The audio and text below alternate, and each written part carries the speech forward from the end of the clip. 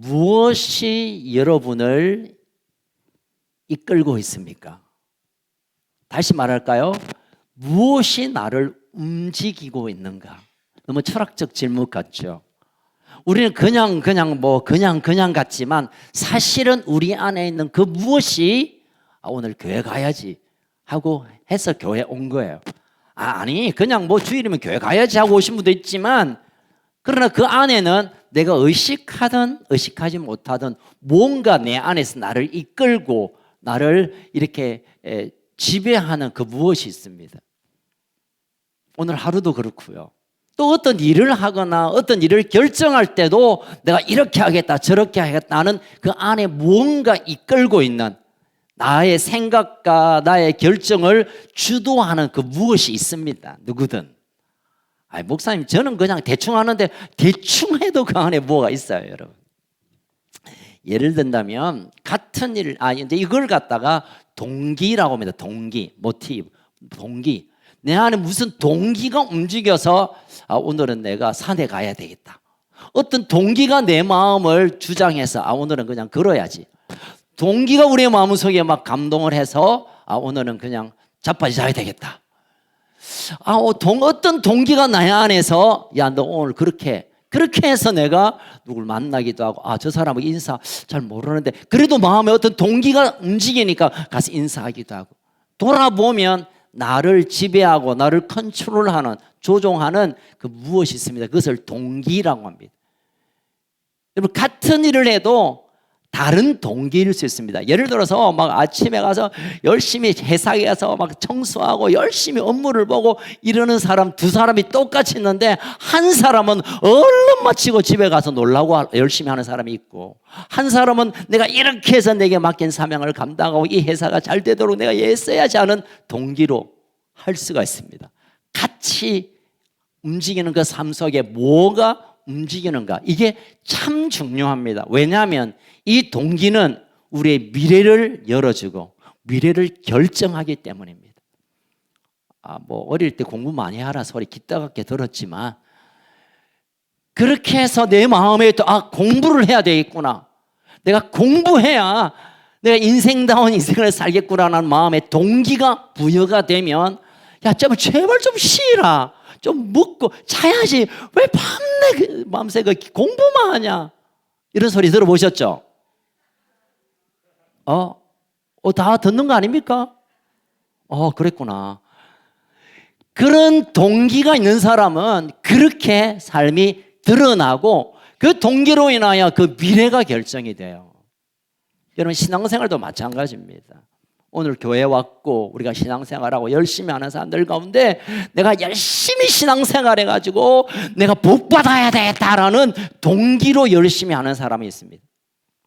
또 교회 올 때 저 사람 만나야 돼, 그 사람 너무 사람 좋다, 나하고 친하다, 만나서 차도 마시고 얘기하면 참 즐겁다, 그 동기로 교회 오는 분이 계십니다. 또는 부모의 강요에 의해서 막 잔소리 듣기 싫어서 라는 동기가 발동이 되면 또 여기 앉아 있을 수 있습니다. 또는 뭐 어떤 이유가 있겠죠. 그런데 여러분, 이 동기가 바르게 잡혀져 있지 않으면 우리가 실망하고 실족하고 실패합니다. 예를 들어서 복받기 위하여 예배드리고 복받기 위하여 11조 내고 복받기 이러면, 복 안 받으면 교회도 떠나고 신앙도 떠나고 하나님을 떠나게 됩니다. 저 사람 참 좋은 친구가 있고 거기 가면 좋은 나를 나를 막 위로해주고 나에게 좀 친절을 베푸는 사람이 거기 있다고 동기가 되어서 교회 오면 그분은 분명히 교회를 곧 떠날 사람입니다. 왜냐하면 그런 인간들이 몇 명 없습니다, 교회에. 저를 포함해서. 내가 원하는 만큼 그들을 위로 안 해줘요. 내가 기대하는 만큼 그 사람이 그리 좋은 사람들이 아닙니다. 그러면 우리는 또 교회를 갈 수 없는 이유가 되어버립니다. 여러분, 이런 것처럼 우리 안에 동기가 제대로 딱 자리 잡지 않으면 우리가 열심히 하는 게 중요한 게 아니라, 뭘 잘하는 게 중요한 게 아니라, 내 안에 나를 움직이는 동기가 바로 설정이 안 되면 우린 곧 무너지고 곧 사라지고 곧 실패할 수밖에 없다는 것입니다. 오늘 왜 자꾸 동기 얘기하냐면요, 이제 이번 주부터 우리가 고린도후서 이제 묵상을 시작합니다. 옆 사람에게 한번 물어봅시다. 고린도 그 말이 무슨 말이고 시작. 예.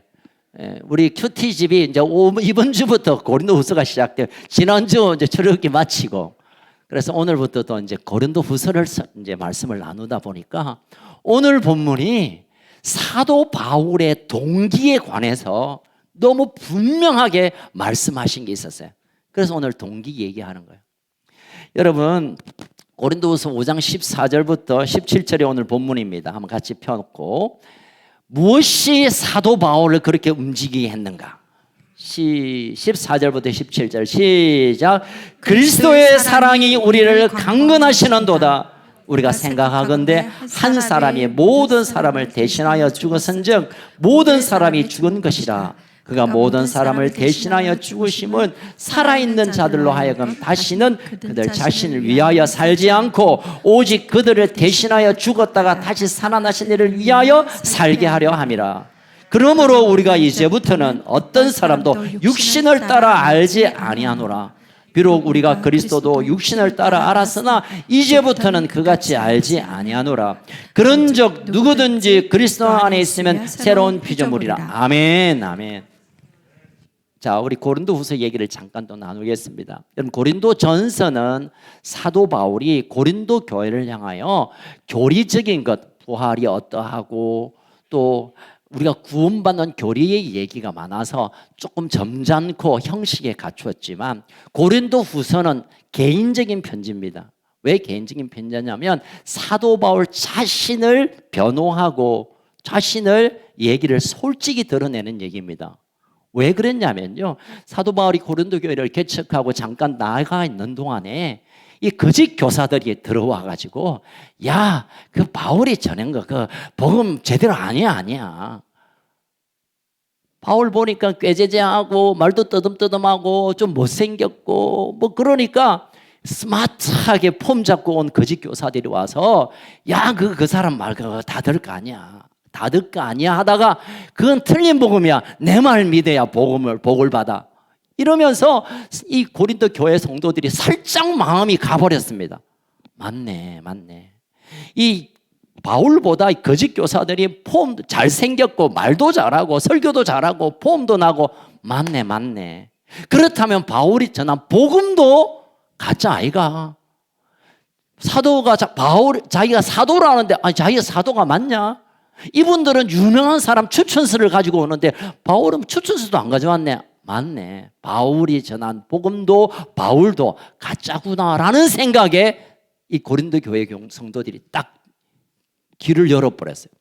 그러니 사도 바울이 이제 자신이 진짜인가를 변호하기 위함이 아니라 내가 전한 십자가의 복음이 진리임을 말하기 위해서라도 자신을 변호하고 자신이 전한 말씀이 하나님의 복음임을 증거하기 위하여 조금 개인적이고 때로는 감정이 섞여 있는 그리고 자기를 변호하는 그런 글들이 많이 있습니다. 오늘 본문이 그런 내용입니다.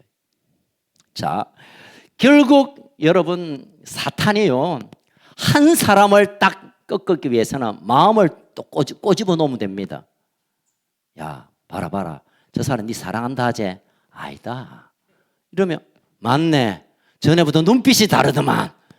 그래서 그 사람을 실족시키고 교회를 떠나게 할 수 있습니다. 사탄이 한 사람 정도 그냥 보내는 거 간단합니다. 목사님 오늘 니하고 눈 안 맞췄지? 봐라 목사님 마음 떠났다. 이러면 그냥 삐지가 갑니다. 그냥. 그래서 제가 솔직히 이 시간도 사팔입니다. 한 눈은 여기 봐야 되고 한 눈은 여기 봐야 되고 눈동자 오른쪽 왼쪽에 왔다 갔다 해야 되니까 힘듭니다. 자, 한 사람은 한 마음을 건드리면 끝나지만 교회를 망치는 방법은 뭐냐면 인도자, 지도자를 뒤집어 놓아버리면 그가 전한 말씀이 신뢰를 못 갖고 그가 말씀이 받아들이지 않으면 교회가 무너집니다. 그래서 사탄은 교회를 흔들기 위해서 여러분 그렇게 많이 안 칩니다. 지도자들을 힘들게 하고 낙심하게 만들고 그냥 뭐 그렇게 합니다. 그러니 지금 사도 바울이 내가 업신여금 봐갖고 내가 그냥 쏟고 내가 그냥 너희들에게 억울한 당은 괜찮지만 나로 인해서 너희들이 복음을 제대로 놓쳐버리면 너희 고린도 교회가 무너지니 내가 교회가 온전히 서기 위해 내가 나의 변호를 하겠다라고 쓴 것이 고린도 후서 내용이고 오늘 본문의 내용입니다. 자, 오늘 본문을 잘 들여다보면 사도 바울이 목회를 하고 전도를 하고 그들을 만났던 동기가 무언가를 솔직히 고백합니다. 내가 뭐가 나를 너에게 가게 했고 내 안에 있는 어떤 게 지배를 해서 너희들에게 달려왔는가를 소개하는, 이 땅을 살아가는 하나님의 사람들이 어떤 동기로 사명을 이루며 살아야 되는가를 사도 바울의 개인적인 경험을 통하여 우리에게 소개하고 있습니다. 자, 14절을 다시 읽겠습니다. 14절 앞에 보면 시작. 그리스도의 사랑이 우리를 강건하신다. 이겁니다. 그리스도의 사랑이 나를 강건하는 이 이유 때문에 너희들을 포기할 수 없고 너희들에게 또 내가 변호하고 너희들을 그냥 놓칠 수 없다는 겁니다. 여러분, 사도 바울 입장에서 보면 사도 바울이 세운 교회가 한두 교회입니까? 사도 바울을 숭상하고 존중하고 받드는 교회가 많이 있었습니다. 고린도 교회 이거 하나 정도는 그래 나 싫다고 알았다 그러면 너 알아서 알아라 하고 등 돌릴 수도 있어요. 여러분, 솔직히 말한다면 고린도 교회가 뭐 해먹이고 막 이러니까 알았다 너 하고 싶은 대로 해라 하고 그냥 사도 바울은 다른 많은 사람들, 많은 교회들, 많은 사람들을 세울 수 있음에도 불구하고 사도 바울이 이 고린도 교회를 포기할 수 없는, 그리고 내 마음이 내가 그러고 싶어도 내 마음이 그럴 수 없는 나를 지배하고 나를 이끄는 그 무엇이 있는데 그게 뭐냐면 그리스도의 사랑이 나를 강건하는 이것이라고 고백하는 것입니다. 이 강건한다는 건 뭐냐면 물론 이제 한자 말입니다. 강하게 권한다라는 뜻이지만 본래의 의미는 좀 다릅니다. 여러분 헬라어 수준을 여러분 아시니까 슈네케 시작. 여기는 잘 안 되시나 헬라어가. 따라합시다. 슈네케. 상당한 수준입니다, 여러분. 헬라어도 능통하시고 적어도 여러분 한 5개국어는 하고 있죠. 이 말은 뭐냐면은 둘러싸고 막 밀어낸다, 또는 막 붙들어서 꼼짝 못하게 한다, 휘어잡는다, 지배한다, 사로잡는다, 이 뜻이 슈네케이란 말입니다. 강건하다는 말이 강하게 권한다, 좀 그렇게 하십시오 이게 아니라 딱 멱살을 하면 안 되겠구나. 어쨌든 두 팔을 딱 잡고 가장 하고 꼼짝없이 끌고 가는 것, 나를 그냥 어쩔 수 없이 거기에 가게 하는 그것을 강권이랍니다. 영어 성경 언어에 보니까 이렇게 표현했습니다. 그리스도의 사랑이 우리에게 또 다른 선택을 할 수 없도록 하였다. 이 말은 뭐냐면 내가 너희를 향한 그렇게 할 수밖에 없도록 그리스도의 사랑이 나를 그냥 잡고 그냥 끌고 간다, 이런 표현이 그리스도의 사랑이 나를 강권한다라는 뜻입니다. 여러분, 바울은 지금 자기가 결정하고 있고 삶을 결정하고 살아가는 모든 순간순간 나름대로의 계산이 있고 나름대로의 판단이 있고 나름대로의 가치 기준이 있겠죠. 그럼에도 불구하고 사도 바울은 자기의 생각, 자기의 판단, 자기의 계산, 자기의 이해관계를 다 내려놓고 그리스도께서 끌고 가는 대로, 그리스도의 사랑이 나를 움직이는 대로, 그리스도의 사랑의 지배가 되어서 거기에 끌려서 지금 사역하고 있다고 고백하고 있는 겁니다. 여러분 알다시피 사도 바울의 삶은 그렇게 행복하고 멋진 인생이 아니었습니다. 이 고린도 후서만 해도 그렇습니다. 찾지 않겠지만 1절 5절에 보니까 내가 고난당한다, 6절에 보니까 환난당한다, 8절에 보니까 힘에 겹도록 심한 고난 중에 있다, 9절에 보니까 내가 살 소망이 끊어졌다, 죽고 싶다는 거죠. 그리고 사형 선고를 받은, 4장 8절에 보니까 사형 선고를 받은 것 같다. 또 10절에 보니까 사방에 우겨쌈을 당해서 박해를 받다가 끄꾸림을 당하고, 여러분 이건 그냥 추상적인 표현이 아니라 실제였습니다. 가면 얻어터지고 막 쫓겨나고 테러 당하고 막 배가 파손되고 유대인들 몽디 들고 막 하루하루 겨우 살아가는, 어찌 보면 루저의 인생, 실패하고 불쌍하고 처절한 인생을 사도 바울이 살았습니다. 왜요? 능력이 없어서, 안 똑똑해서, 뭐 권한이 없어서, 내가 뭐 혈통이 안 좋아서. 아니요. 우리가 알고 있는 대로 사도 바울은 로마의 시민권을 가졌고요, 가마리엘 문화에서 아주 탁월한 엘리트였고요, 학박사가 적어도 박사가 4개 이상이었고요, 아무나 가질 수 없는 로마 시민권을 가졌던 탁월한, 여러분 당시의 유대인들의 1% 내지 2%에 있는 아주 높은 층에 있는 사람입니다, 본래 바울이. 그럼에도 불구하고 그걸 모든 것을 동으로 여기고 자기의 삶을 이렇게 끄꾸름을 당하고 얻어터지고 코피나고 찢기고 왜 이렇게 삽니까? 바보처럼. 아니, 오늘 13절에 보니까 바보, 미친놈처럼 살았어요. 미친놈처럼. 오늘 성경에는 미쳤다라고 지금 거짓 교사들 말해서, 아, 저 미친놈이다. 지가 진짜 주의 종이면 좀 폼나게 입고 다니고 말씀을 좀 잘 전하고 그래서 대접받고 유명해지고 이게 좋은 거지. 왜 얻어터지고 깨지고 박살나고. 야, 저 사람 뭔가 꿍꿍이가 있어. 다 쇼야. 그런데 사도 바울은 그렇게 살아갈 수밖에 없던 이유를 설명합니다. 뭐냐고요? 동기가 뭐라고요? 그리스도의 사랑이 나를 관건하기 때문에. 그리스도의 사랑이 나를 어차피 그 길로 끌고 가기 때문에 내가 어쩔 수 없어서 이것을 한다. 여러분, 사도 바울도 옛날에는 잘 나갈 때는요, 자기가 살아서 자기의 성공을 위하여 살았던 때가 있었습니다. 언제였습니까? 유대교에 있을 때. 그러니까 사람들이, 야, 잘한다, 너 제대로 배웠고, 야, 너 용맹스럽고, 너 진짜 결단력 있다 이러니까 예수 믿는 인간들을 다 죽여버리기 위하여 곳곳에 다니면서 몸으로 헌신했던 사람입니다. 그렇죠. 힘이 없어서 몰라서가 아니에요, 여러분. 그럼에도 불구하고 이런 처절한 인생을 산 목적을 그렇게 말합니다. 이유를, 동기를 말합니다. 그리스도의 사랑이 나를 강건하니까. 그 사랑이 뭔지 모르겠지만 나를 그렇게 끌어가니까, 나를 그냥 꼼짝 못하게 하니까, 내가 그런 선택을 할 수밖에 없다고 하니까 내가 그렇게 살아온 걸 너희들이 알고 있지 않느냐라고 호소하고 있는 것입니다. 여러분, 우리가 이익을 위하여 살아가는 것은 지금 본능적이죠. 누구를 만나든지 내가 좀 유익하고 이익이 되고 내가 잘 되고 남들보다 내가 좀 높아지고 폼나게 사는 게 우리의 바람이고 우리의 기대가 있습니다. 그런데 혹시 내가 좀 돋보이고 내가 좀 뭘 가지려고 하는데 방해가 되면 그 사람을 아주 해를 가하게까지도 나는 이익을 추구하는 존재입니다. 누구나 그럴 것 같아요.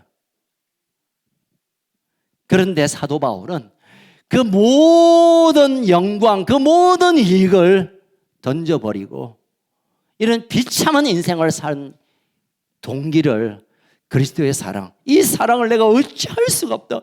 왜 이 사랑이 나를 이렇게 힘들게 하노? 이 사랑 던져버리고 싶어. 그게 아니라 기쁨으로 그 사랑 가운데 이끌림을 받는 삶을 살았습니다.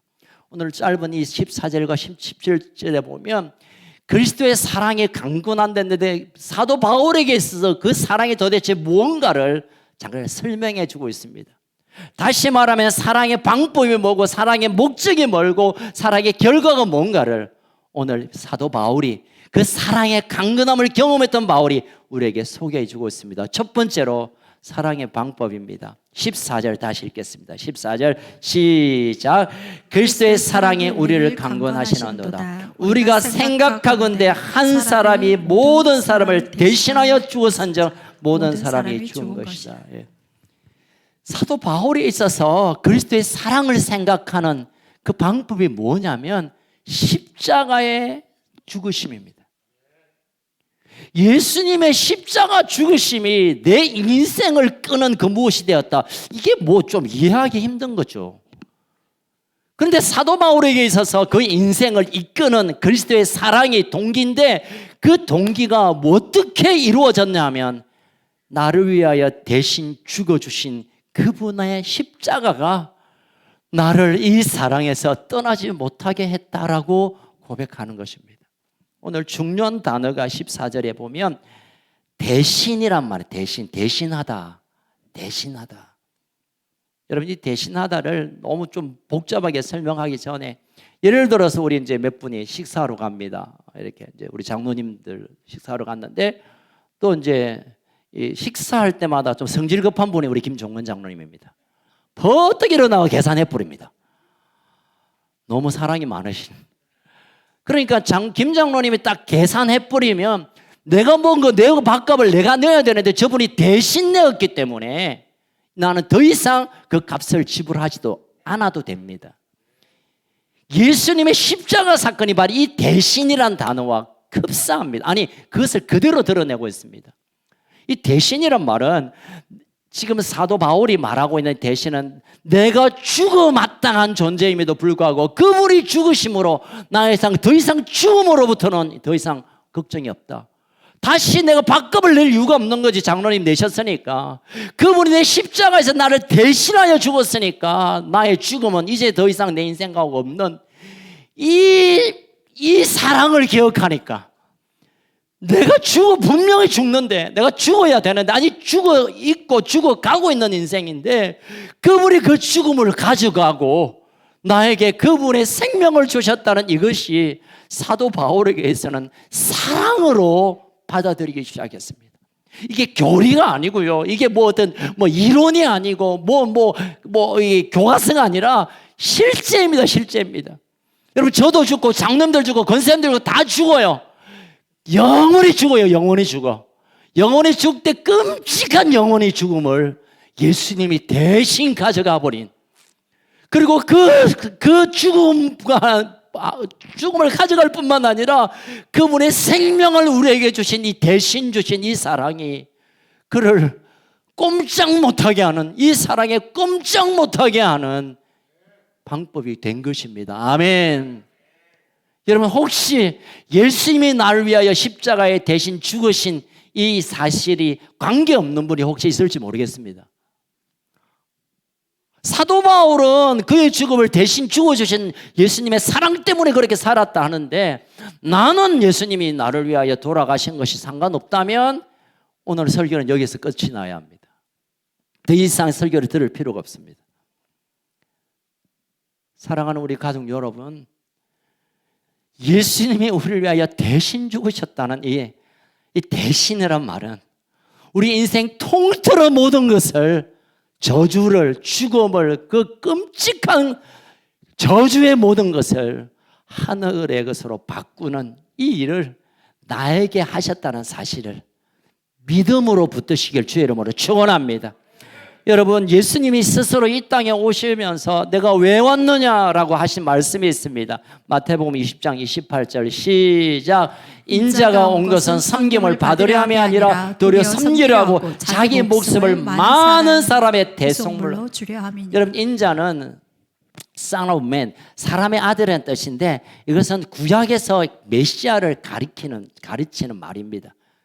예수님이 스스로 내가 온 것은, 내가 많은 사람의 대속물이라는 것은 그가 갚아야 될 것을 내가 갚아주는, 대속이라는 것은 돈을 갚는다는 뜻이거든요. 죽음의 값을 내가 갚기 위하여 내가 왔다고 예수님이 친히 말했습니다.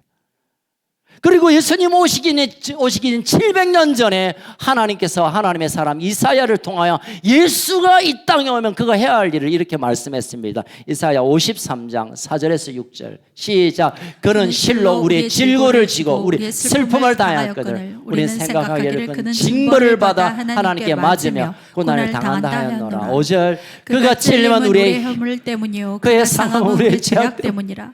그가 징계를 받음으로 우리는 평화를 누리고 그가 채찍에 맞음으로 우리는 나음을 받았도다. 우리는 다 양 같아서 그릇 행하여 각기 제 길로 갔거늘 여호와께서는 우리 모두의 죄악을 그에게 감당하셨도다. 여호와께서 우리의 모든 죄악을 여러분, 죄는 지도되고 앉아되고 거짓말 적당히 하고 이게 대충이 아니에요. 여러분, 죄는 사망입니다. 사망. 결국 죄의 마지막은 사망입니다. 사망, 죽음입니다. 그 죽음을 그분이 끌어안고 십자가에 달림으로 우리를 살게 하신 이 놀라운 일. 자, 그럼 여러분 질문 한번 할게요. 그분이 왜 죽었게요? 왜 나를 위하여 나의 죽음을 그분이 가져갔습니까? 예. 그분이 왜 내 죄를 끌어안고 사망을 가져가시고 생명을 주셨을까요? 저는 대답이 그렇습니다. 몰라요. 우리 아이들 뭘 하면 몰라요. 밥 먹나 몰라요. 어디 가나 몰라요. 일어나나 몰라요. 몰라요 하고 다 그냥 공통어죠. 저도 그런 것 같아요. 그 하나님께서 이 땅에 수많은 사람들 많은데, 잘난 사람 많고 착한 사람 많고 똑똑한 사람 많은데, 그 수많은 사람 가운데 나 하나를 살리기 위하여 십자가에 달리셨다. 저는 그 이유를 모르겠어요.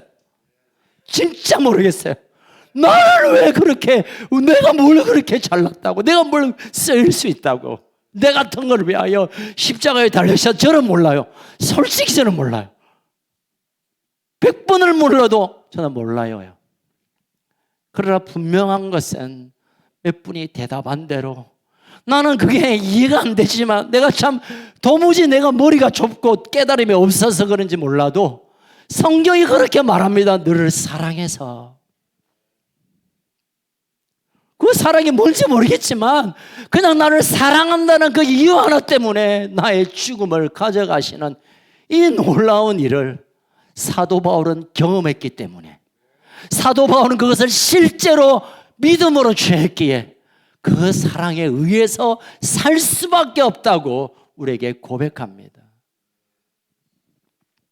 자, 그 사랑이 우리를 이끌면 우리의 삶의 목적이 어떻게 바뀔까요? 이제 두 번째 사랑의 목적입니다. 15절 읽을까요? 시작. 그러므로 우리가 이제부터는 시작. 죄송합니다. 시작. 그가 모든 사람을 대신하여 죽으심은 살아있는 자로 하여금 다시는 그들 위하여 살지 않고 오직 그들을 대신하여 죽었다가 다시 살아나신 이를 위하여 살게 하려 함이라. 14절입니다. 그가 대신 우리를 위하여 죽어주시고 그의 생명을 우리에게 부어주신 이 놀라운 일을, 적어도 예수님께서 또는 하나님께서 하신 일이 뭐냐 하면 오늘 15절입니다. 자신을 위하여 사는 인생 아니라 나를 위하여 대신 죽어주신 그분을 살게 하기 위하여 우리를 위하여 대신 죽으셨대요.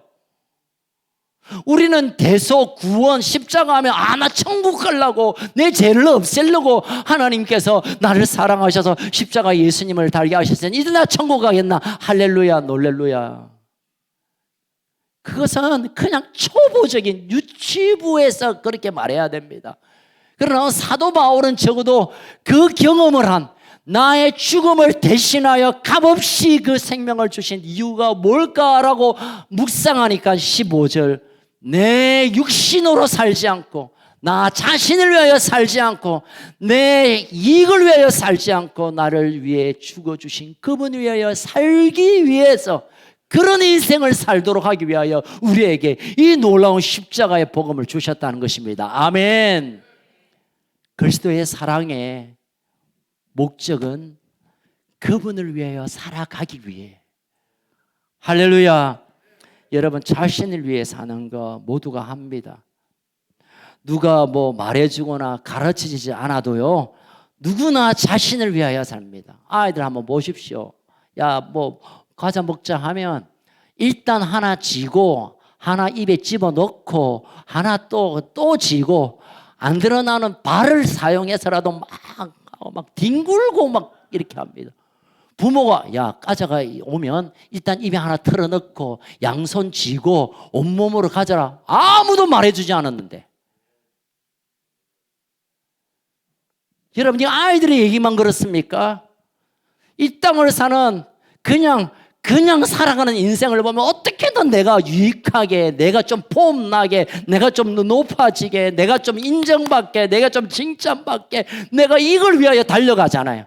그건 너무 자연스러운 일이 같지만 사실은 죄의 결과입니다. 여러분, 15절을 보십시오. 이 십자가의 대신의 은혜가 없는 자들은 그렇게 살아갑니다. 그냥 나 필요한 대로, 내 기분 좋은 대로, 내 형편대로, 빨리 카메라 빨리 옮겨라, 빨리 내 하고 싶은 대로, 내가 원금 원하는 대로, 내 기분대로 사는 것, 이건요 십자가 이전에 사는 것입니다. 십자가를 경험하지 못하고 대신 죽으심에 대한 사건을 지나가지 않는 사람들은 내가 갖고 싶은 대로, 내 기분대로, 내 생각대로, 내 유익한 것을 막 추구하여 살아가는 인생을 삽니다. 그런데 십자가를 지나고 그 대신 죽으심을 경험한 자는 나를 위하여 죽어주신 그분을 위하여 살아간 인생으로 바뀌어진 것을 오늘 성경이 말하고 있습니다. 아멘. 그렇다면 내 인생에게 십자가가 지나갔는가? 아직도 죄와 나는 그냥 입으로 또 기분으로 또 세월로 나는 구원받은 것 같고 난 십자가를 지나간 것 같고 생각되지만 우리가 오늘 확인 좀 해봐야 돼요. 내가 무엇을 위하여 사느냐? 나의 성공, 아이들의 가족의 행복, 내가 남들에게 인정받고 내가 이 땅에서 기분 좋고 행복하게 사는 인생을 살고 있다면 아직 여러분에게는 십자가가 지나가지 않았습니다. 안타깝게도. 그러나 십자가를 경험하고 대신 죽으심에 대신 사심에 감동이 있고 경험이 있고 체험이 있는 자는 내가 어떻게 하든지 그분을 위하여 살겠다고 사랑의 방향을 제시할 수 있는 사람입니다. 여러분, 진짜 사랑은요, 그를 위하여 내가 존재하는 겁니다. 진짜 사랑은요, 나에게 뭘 해주는 것보다 어떻게 하든지 저 사람이 뭘 해야 되겠다. 그게 사랑입니다. 아멘. 사랑은 나를 주목하는 것이 아니라 사랑의 대상을 주목하는 거예요. 하나님은 우리를 사랑했기 때문에 하나님이 폼나게 영광받는 것보다는 그분이 육신의 몸을 입고 와서 우리를 위하여 희생함으로 우리를 살리는데 그 방향을 설정했다고요. 그렇다면 우리가 하나님을 사랑한다, 교회를 사랑한다, 당신을 사랑한다 하면 나는 어떻게 되든지 그대로 두고 그분의 유익과 그분의 영광과 그분의 잘됨을 위하여 살아가는 인생이 진짜 사랑의 삶입니다. 사도 바울은 충분히 그냥 폼 잡고 앉아서 편안하게 걱정 없이 제자들 좀 이렇게 가르치고 학자니까 그러면서 대접받고 좋은 집에 로마 시민권이 있으니까 어디 가도 인정받는 삶을 살 수 있었지만 자신을 위하여 살아갈 땐 충분한 요건이 있었지만 내려놓고 이 고린도 교회 성도들 향하여 십자가를 알지 못하는 사람들에게 그가 경험한 이 사랑을 전가하기 위해 그것이 그분이 원하는 것인 줄 알았기에 그 삶을 쏟아내으신 것입니다. 에베소서 2장 8절에서 10절 우리 한번 읽어볼까요?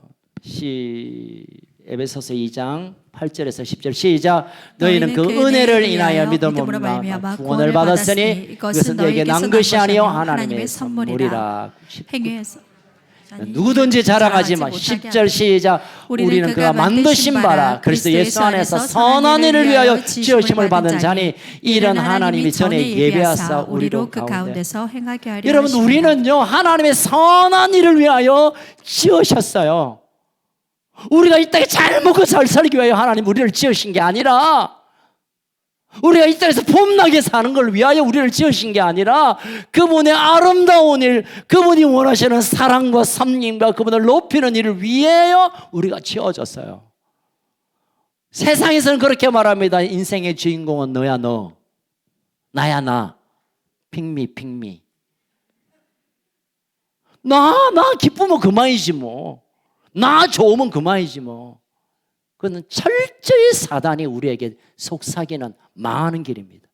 성경은 말합니다. 너를 위해 사는 게 아니라 너를 살리신 그분을 위해, 그분의 사랑이 머무는 곳에, 그분의 관심을 쏟는 곳에 내 삶을 쏟아내는 것, 그것을 위하여 창조했고 지었고 그래서 축복하신다고 말씀합니다.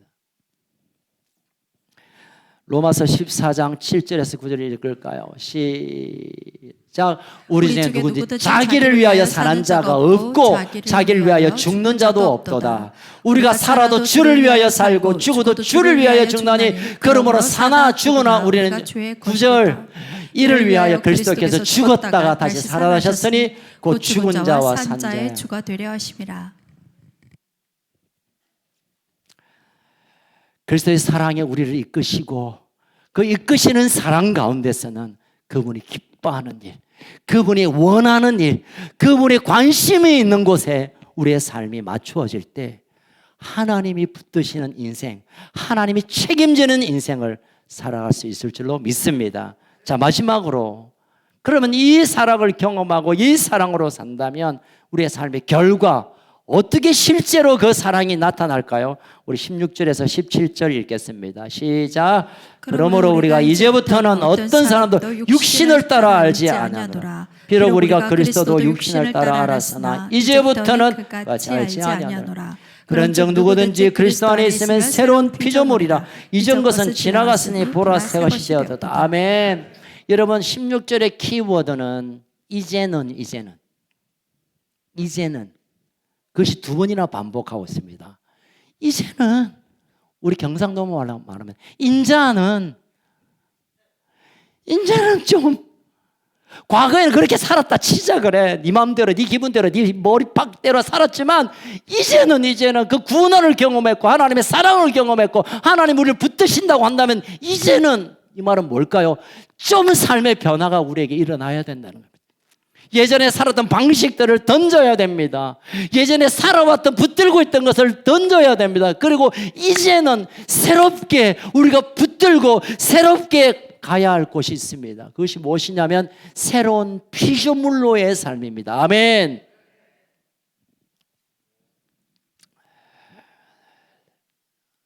(17절을) 좀 한 번만 더 읽겠습니다. 시작. 그런즉 누구든지 그리스도 안에 있으면 새로운 피조물이라. 이전 것은 지나갔으니 보라 새 것이 되었다.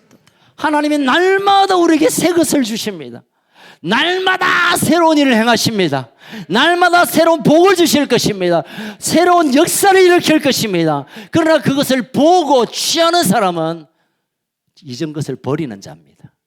옛날 방식, 내가 살아왔던 삶의 체계, 내가 사고 체계, 내가 살아왔던 삶의 스타일을 버려야 새롭게 일하시는 그 은혜를, 그 영광을 우리가 목격하게 될 줄로 믿습니다. 여러분, 이제 말씀을 마무리하겠습니다. 여러분은 뭐가 여러분의 마음을 움직이고 삶을 이끌고 뭐가 여러분의 결정을 지배합니까? 저는 어제 밤 늦게까지 사실은 제가 늘 그렇지 않지만 목요일쯤 설교를 마무리하는데 이 설교는 어제 밤에 하나님께서 어제 오후부터 해서 주신 말씀입니다. 제가 이 말씀을 받고 저의 설교로 취하면서 참 많이 힘들었습니다. 제가 이제 목사 안수 받은 지 올해가 30주년 해입니다. 박수 안 쳐도 돼요, 여러분. 치지 마세요. 30년 전에 제가 목사 안수를 받았더라고요. 제가 전도사부터 사역했으니까 사역을 34년이나 제가 교회 사역을 했더라고요. 그리고 그때는 제가 그렇게 시작했습니다. 제가 이 죽음 가운데 있다가 하나님 살려주셔서 이제 내 생명 내 거 아닙니다. 하나님 드릴게요 해서 신학교 가고 신대원 가고 목사 안수 받고 그렇게 시작했는데 지금 돌아보니까 그리고 조금 지나다가 나도 저기 그 수영만에 있는 조그마한 교회보다는 좀 큰 교회를 이루어야 되겠다. 무슨 교회인지 아시죠, 여러분? 조그마한 교회 하나 있습니다. 그때 당시에는 부산에 좀 큰 교회였고요. 내가 저 교회보다는 큰 교회를 이루는 성공신화에 잠깐 돌았습니다, 제가. 그러다가 나는 그런 인간이 아니구나. 그렇다면 내가 다시 정신을 차려야겠구나 해서 사명감으로 다시 목회하기 시작했습니다. 사명감은 나쁜 건 아니지만 하나님 볼 때는 답답한 노릇이죠. 사명감, 책임감, 어쨌든 해내야 되니까. 그러다가 열받으면 이거 내가 때리치고 그냥 사바로 갈까? 내가 이거 밥 비려 못 먹어서 이 짓을 하나? 이런 마음에 막 갈등도 있고. 그래서 사표를 여러 번 그냥 갖고 다니기도 하고. 그러다가 막 지치고. 그러다가 홍군형 2번째가 났죠. 홍군형 나고 정신 차려야지. 그리고 다시 내가 내 생명 주께 드린다고 하는데 또 살다 보니까 그냥 인내력으로 참고 견디면서 사명감으로 그렇게 살아왔던 제 삶의 여정을 제가 돌아봤습니다. 얼마나 하나님이 한심했겠습니까? 사명감으로 목회한다고 때리쳐라 이 자식아. 인내하며 목회한다고 그만둬. 참고 그렇게 한번 해봐. 야, 그거 니보다 훨씬 훌륭한 사람 많아. 그런 감동이 저에게 왔습니다. 그러면서 오늘 본문 14절을 읽는 가운데 제가 어젯밤 무너졌습니다. 그리스도의 사랑이 나를 강건해서 목회해야 되는데, 그리스도의 사랑이 나를 지배함으로 내가 여기 서야 되는데, 어줍지 않은 그 사명감, 정말 부끄러운 모습이 제게 그대로 말씀 앞에 비추어졌습니다. 여러분, 다시 부탁드립니다. 그리스도의 사랑에 강건하지 않으면 지금 하는 일을 멈추세요. 할수록 여러분과 여러분 공동체에 괴로움을 줍니다. 그리스도의 사랑이 감복하여 내 안에 채워지지 않으면 어떤 일도 멈추세요. 하시면 안 돼요. 하시면 안 돼요. 할수록 나는 무너지고 함께 있는 공동체까지도 깨트리게 됩니다. 제발 멈추세요. 부탁입니다. 부탁입니다. 그리스도의 사랑이 감복하여 내 인생을 끌어가지 않는 이상 뭘 하려고 하지 마세요. 제발 부탁입니다. 제발 부탁입니다.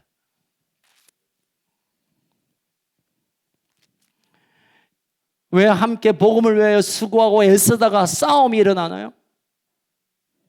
왜 충성스럽게 교회를 사랑하고 섬기고 이러다가 서로 상처 주고 서로 삐지고 이럽니까?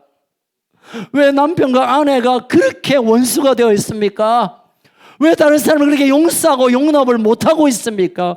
왜 사람들에게 실망하고 좌절하고 등을 돌립니까? 왜 그래요? 왜 그래요? 왜 그렇습니까? 그리스도의 사랑이 우리를 강건하지 않으면 그럴 수밖에 없습니다. 그리스도의 사랑이 내 안에 채워지지 않으면 우리 모이면 싸워야 되는 게 정상이고요. 서로 깔고 뜯어야 그게 정상입니다. 그러니 그리스도의 사랑이 없다면, 아직도 그 사랑이 나를 이끌고 지배하지 않는다면 뭘 하면 안 돼요.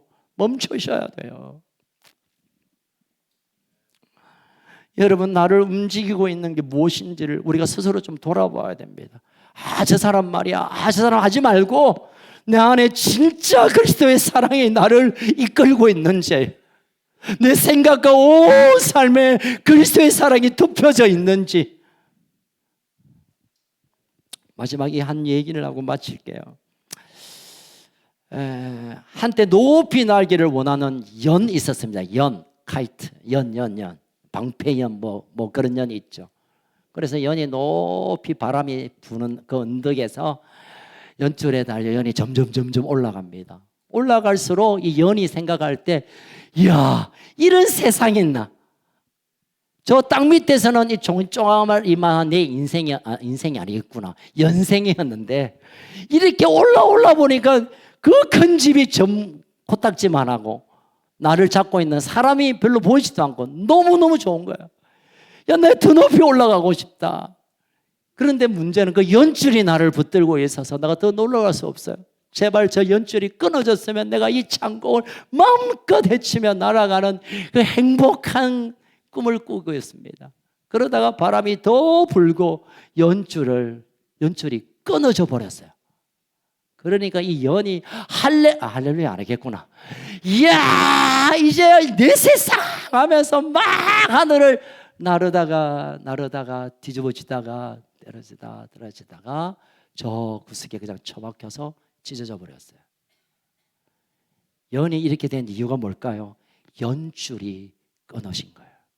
그를 붙드는 것이 끊어지면 내 생각대로, 내 계획대로, 내 마음대로, 내 판단대로, 내 계산대로 살고, 그래서 내가 좀 폼나게 사는 것을 추구하다 보면 우리도 언젠가는 저 찢어져 버린 연처럼 그렇게 될지도 몰라요. 나를 붙들고 있는 것, 그거, 나의 인생을 지탱하고 있는 그것, 그리스도의 사랑을 붙들고 우리가 주님 오실 때까지 하나님의 그 영광을 위하여 살아가는 새로운 피조물로, 날마다 새로운 피조물로, 어제와 오늘이 또 다른 새로운 하나님의 영광과 은혜를 맛보며 살아가기를 주의 이름으로 축원합니다. 그리스도의 사랑에 우리를 강건하십니다. 그리스도의 사랑이 우리를 강건하십니다. 그리스도의 사랑이 우리를 강건하십니다. 살아계신 하나님 아버지 감사합니다. 사도 바울이 정말 힘들고 어려운 환난과 위기와 죽음의 순간에서도 어찌할 수 없어 그 사명의 길을 걸어갈 수 있었던 이유를, 동기를 사도 바울은 그리스도의 사랑이 나를 강건하기 때문이었다고 우리에게 알려주고 있습니다. 주님, 우리가 오늘 살아가는 모든 순간순간에 그런 행동과 그런 결정과 그런 계획의 동기가 무엇인지 우리에게 깨닫게 하여 주옵소서. 나 좀 잘 살고, 나 좀 폼나게 살고, 나 좀 남들보다 더 나았게 살고, 나 좀 더 평안하게 사는 것이 내 마음의 동기가 되어서 그런 일을 하는지, 나의 죽음과 저주를 가져가시고 하늘의 생명을 부어주신 예수님을 위하여 사는 인생, 그 인생이 나의 삶인지 나를 돌아보게 하여 주옵소서. 예수님 처음 만났을 때는 그 사랑에 감격해서 밤새 울고 뒹굴고 그 사랑에 감격했는데 어느덧 우리의 삶에는 십자가가 아무 느낌이 없고 예수님이 나를 위해 대신 죽어졌다는 것이 그렇게 뭐 멋진 일이 아닌 것 같고 그저 그냥 우리 눈앞에 보여있는 이것에 나를 위하여, 내가 필요한 것들을 위하여 달려가는 정말 부끄러운 인생으로 우리가 추락하였습니다.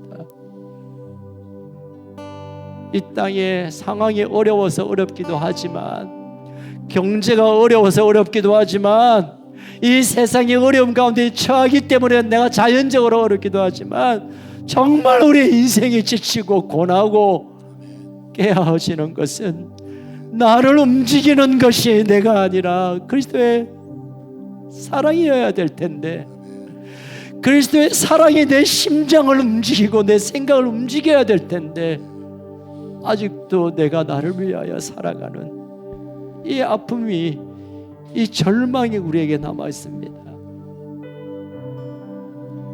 주님, 내가 주님을 처음 만났을 때 그 사랑을 다시 부어 주시옵소서.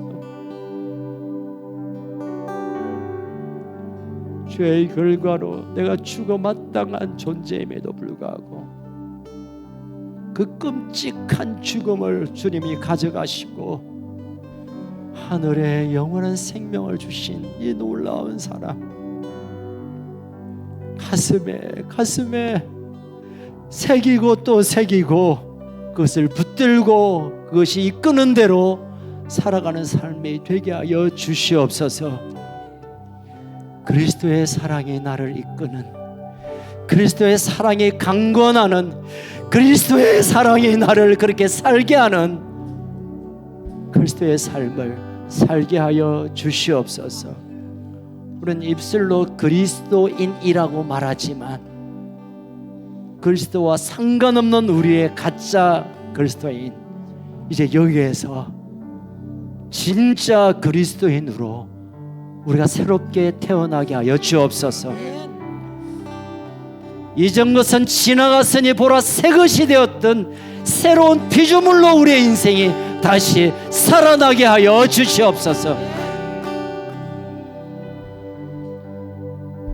주님, 이 시간 우리가 다시 결단합니다.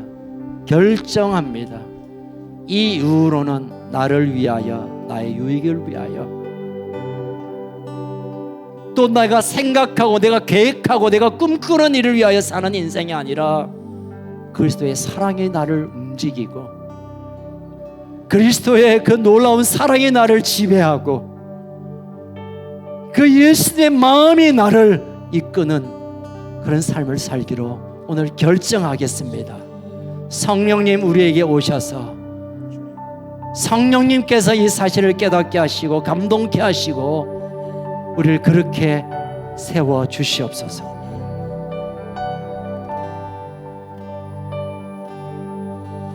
내가 주인 삼은 모든 것 우리 다 같이 일어나서 함께 고백하며 찬양합시다. 내 주 대신 주 앞에 나가 내가 사랑했던 내가 사랑했던 모든 것 내려놓고 주님만 사랑해.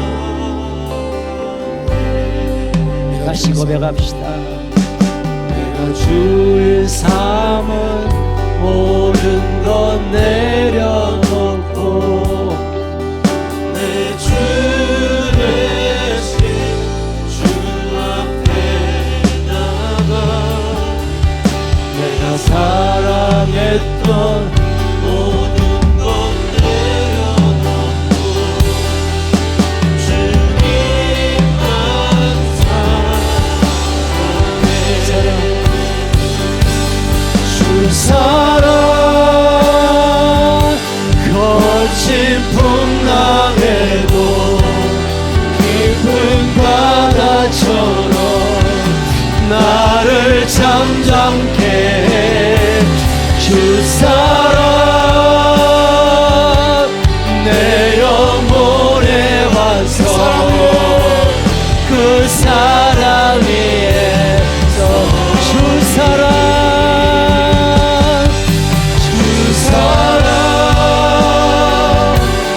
거친 풍랑에도 깊은 바다처럼 나를 잠잠케 주 사랑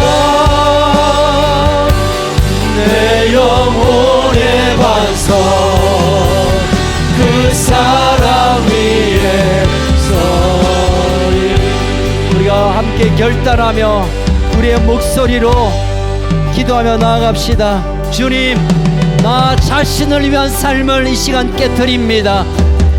나 자신의 유익만을 위하여 살았던 나의 삶을 주님 앞에 내어드립니다.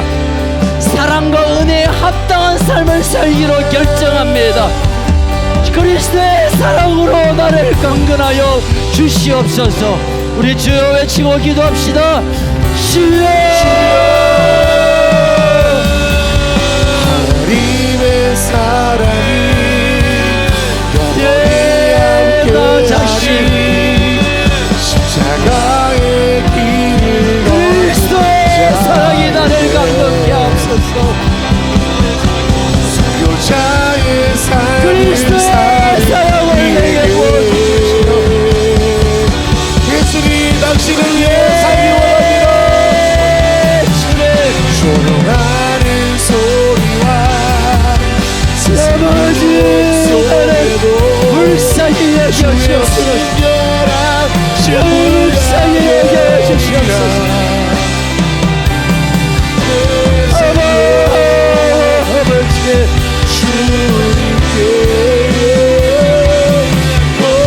아버지, 아버지, 나 자신의 유익, 나 자신의 영광, 나 자신의 성공을 위하여 살았던 이 모든 것을 주님 앞에 내려놓습니다.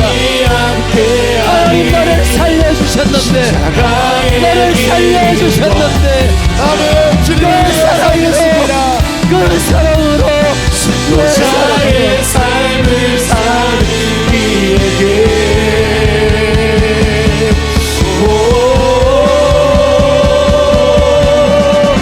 조롱하는 소리와 아버지, 유혹 속에도 주의 선별한 신부가 되리라. 아버지, 내 생명 아버지,